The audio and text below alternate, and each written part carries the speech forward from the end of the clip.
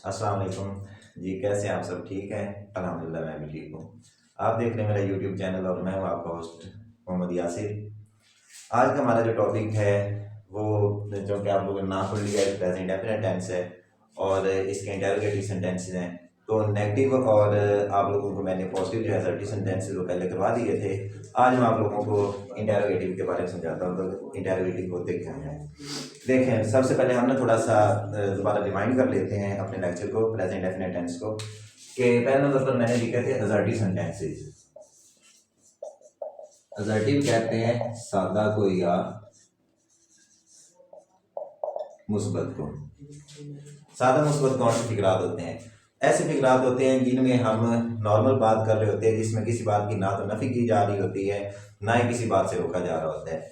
जैसे एक फिक्रा है कि मैंने खाना खाया है, या मैं खाना खाता हूँ, मैं स्कूल जाता हूँ। इस तरह के फिक्रात होते हैं उनको हम असर्टिव सेंटेंसेस कह रहे होते हैं। फिर दूसरे नंबर पर हमारे पास आते हैं नेगेटिव।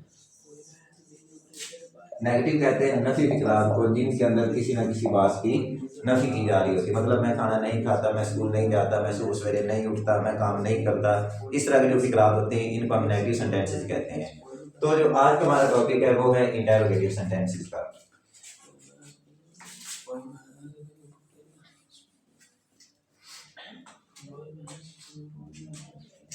इंटेरोगेटिव सेंटेंसेस कौन से होते हैं वो आपको मैं बताने वाला हूँ। इंटेरोगेटिव कहते हैं उर्दू में सवालिया फिक्रात।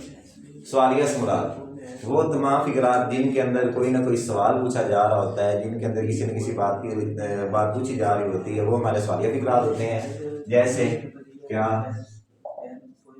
अली नमाज पढ़ता है? तो यह फिक्रा हमारा सवालिया है जिसमें सवाल किया जा रहा है। तो इसकी हमें ट्रांसलेशन कैसे करनी उर्दू से इंग्लिश, वो आपको आज मैं सिखाता हूँ। थोड़ा सा वजह से सुनिएगा। सिंपल सेंटेंसेस जो असर्टिव होते हैं ना, उनकी बनावट में पहले आपके सामने लिख देता हूँ, फिर आसानी समझ आ जाएगी। असर्टिव सेंटेंस की बनावट होती है, सबसे पहले सब्जेक्ट लगता है, उसके बाद फर्स्ट फॉर्म ऑफ वर्ब लगती है और उसके बाद ऑब्जेक्ट लगता है। ये असर्टिव सेंटेंस की बनावट होती है। असर्टिव के बाद आते हैं नेगेटिव सेंटेंसेस। नेगेटिव की बनावट क्या होती है कि सबसे पहले सब्जेक्ट लगता है, उसके बाद हेल्पिंग वर्ब लगता है, उसके बाद नॉट लगता है, उसके बाद वर्ब लगता है और उसके बाद ऑब्जेक्ट लग जाता है। ये हमारे नेगेटिव सेंटेंस की बनावट होती है। नेगेटिव के बाद आते हैं इंटेरोगेटिव। इंटेरोगेटिव हमने कैसे करने हैं ये आप लोगों को मैं समझा देता हूँ, थोड़ा सा जो समझ लेना। इंटेरोगेटिव सेंटेंसेस होते हैं कौन से हैं? वो आपके सामने मैंने लिखा क्या नमाज पढ़ता है, जिसमें किसी न किसी बात का सवाल पूछा जा रहा होता है। तो इसकी ट्रांसलेशन कैसे करनी है? इसके लिए हमें सिंपल सा करना होता है कि जो हमारे टेंस का हेल्पिंग वर्ब है उसे हमने सबसे पहले लेकर आ जाना होता है। फर्स्ट ऑफ ऑल हम लिखते हैं टेंस का हेल्पिंग वर्ब, और वो हमें पता है कि इंडेफिनिट में डू या डज लगता है। फर्स्ट ऑफ ऑल हमने हेल्पिंग वर्ब लगाना है। हेल्पिंग वर्ब के बाद हम लगाते हैं सब्जेक्ट। सब्जेक्ट के बाद हम लोगों ने लगानी थी वही first form of the verb, और उसके बाद हमने लगाना था ऑब्जेक्ट, और लास्ट पर लगाना होता है क्वेश्चन मार्क। एक तो ये सवालिया फिक्रात होगी। जैसे आप लोगों के सामने लिखा क्या अली नमाज पढ़ता है, तो ये एक सादा सवालिया फिक्रा है। एक होता है कम्प्लेक्स इंटेरोगेटिव। कम्प्लेक्स इंटेरोगेटिव होते हैं जिसके अंदर WH वर्ड्स लग रहे होते हैं। WH वर्ड्स से मुराद what, when, who, whose, whom, how, etc। ये वाले अल्फाज होते हैं जिनको हम WH वर्ड्स कहते हैं। ये लग रहे होते हैं और ये लगते होते हैं कम्प्लेक्स इंटेरोगेटिव में। इनकी हमें ट्रांसलेशन कैसे करनी होती है वो आपके सामने मैं लिख देता हूँ बनावट। सिंपल सा है। पहले नंबर पर हमें ये पता होना चाहिए कि उर्दू में ये फिक्रात कैसे होते हैं। तो एक बात ध्यान में रख लेना कि जो सादा सवालिया होते हैं उनमें सवाल पूछने वाला लफ्ज स्टार्ट पर लगा होता है, और जो कम्प्लेक्स इंटेरोगेटिव होते हैं उनमें सवाल पूछने वाला जो लफ्ज होता है वो फिक्रे के दरमियान में होता है। जैसे वो कहाँ रहता है, इस फिक्रे के अंदर जो सवाल पूछने वाला लफ्ज है वो कहाँ है, ये फिक्रे के स्टार्ट पर नहीं लगा, फिक्रे के दरमियान में लगा हुआ है, तो जो कि ये कम्प्लेक्स इंटेरोगेटिव है। एक और फिक्रा लिखता हूँ कि वो क्या करता है।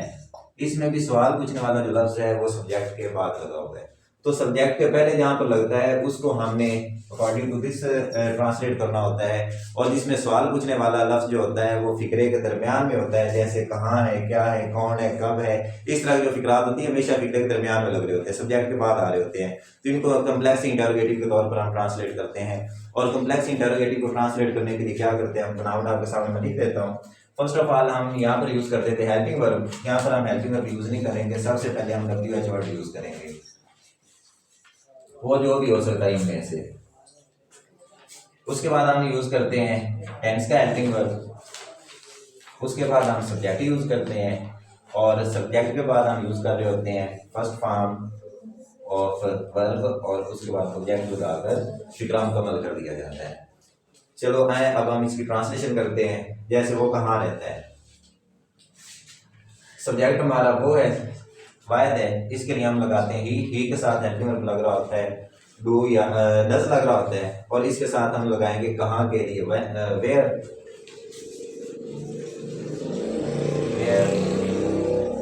डज ही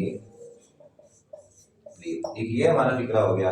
और दूसरा है वो क्या करता है, क्या के लिए हम लगा देते हैं व्हाट डज ही डू। तो ये हमारे कॉम्प्लेक्स इंटरोगेटिव होते हैं। आज के लिए हमारा लेक्चर बस छोटा सा ही था। आज के साथ हमारा प्रेजेंट डेफिनेट टेंस मुकम्मल हो गया है। नेक्स्ट व्लॉग के अंदर जो है, नेक्स्ट वीडियो के अंदर आप लोगों को मैं प्रेजेंट कंटिन्यूस करवाऊंगा, और हम एक ही दिन में कर लेंगे।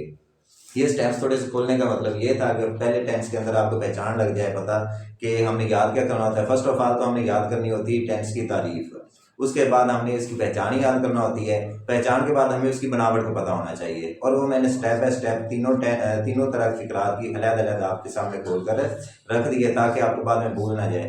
तो नेक्स्ट वीडियो में आपको प्रेजेंट कंटिन्यूस टेंस मिलेगा, और वो सारा ही सेम ही होगा, उसमें मतलब एक ही वीडियो के अंदर आपको सारा टेंस समझा दूंगा। Thank you very much.